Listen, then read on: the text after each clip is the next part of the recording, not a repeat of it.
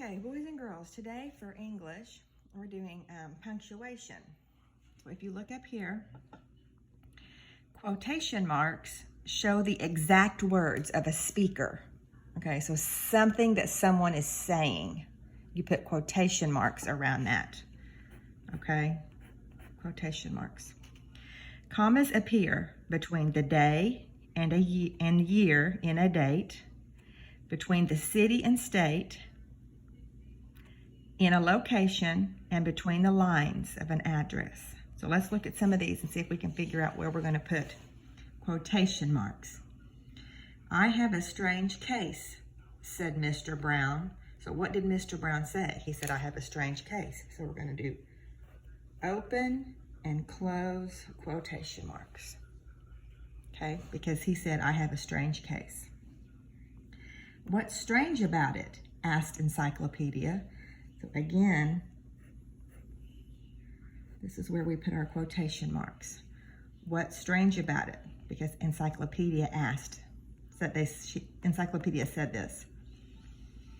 17 years ago, Mr. Hunt found an elephant, began Mr. Brown. So at the front, and after elephant.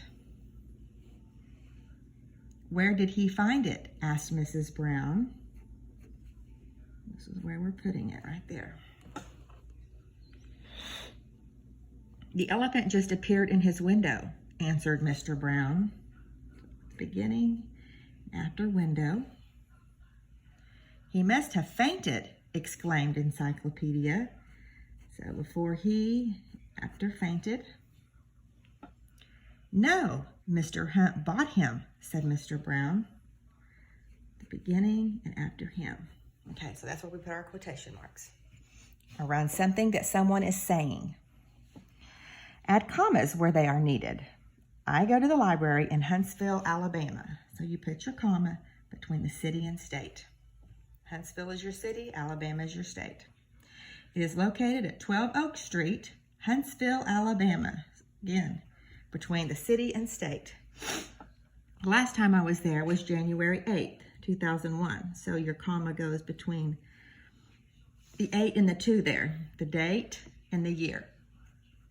The books I checked out were due on January 22nd, 2001.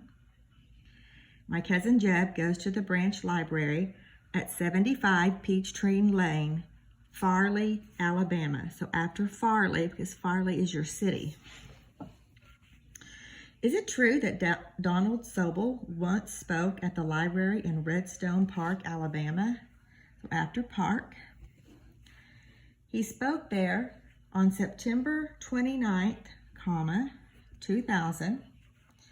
And he will soon read at 47 Draper Road, Newportville, Pennsylvania. Okay? All right, on the back. Again, quotation marks show the exact words of a speaker, okay? Commas appear between the day and the year in a date, between the city and state in a location, between the lines of an address, and after all but the last item in a series. Underlining shows book titles. So if you see a title of a book, you underline it. All right, let's see. Commas. Mrs. Wu's bank is located at 92 Maple Avenue, Inwood, Texas, so between the city and state. She opened an account there on September 8th, 2001. She also uses the branch office in Lakewood, Texas. The branch is open weekdays, Saturdays, and some evenings. So weekdays, Saturdays, and some evenings. The main office is closed Saturdays, Sundays, and all holidays. You don't have to put a comma here, I don't think, after the Sundays. Mrs. Wu saw Mrs. Ames, Mr. Pacheco, and Mrs. Jefferson at the bank on Saturday. They carried checks, bills, and deposits. And Mr. Pacheco has had an account at that bank since May 2nd, 1974. Okay, read the sentences below. Add any missing quotation marks, commas, or underlining. My favorite author is Jerry Spinelli, said Rick.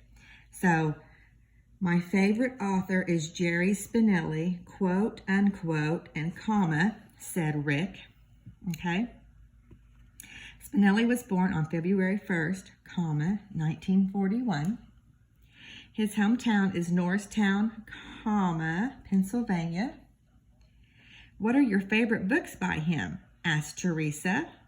So, quotes at the beginning and after him. Let me look at something here.